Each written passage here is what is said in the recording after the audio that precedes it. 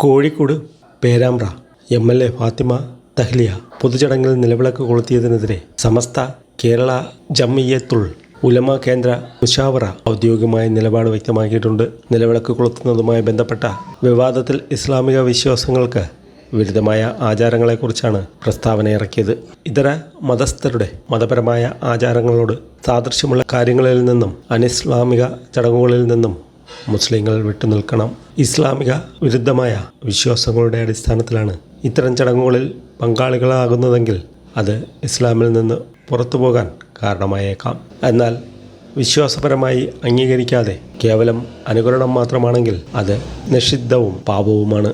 പേരാമ്പ്രയിൽ ഒരു സ്വകാര്യ സ്ഥാപനത്തിൻ്റെ ഉദ്ഘാടന ചടങ്ങിൽ മുസ്ലിം ലീഗ് MLA ഫാത്തിമ തഹ്ലിയ നിലവിളക്ക് കൊളുത്തിയ ദൃശ്യങ്ങൾ സമൂഹമാധ്യമങ്ങളിൽ വൻ ചർച്ചയായിരുന്നു.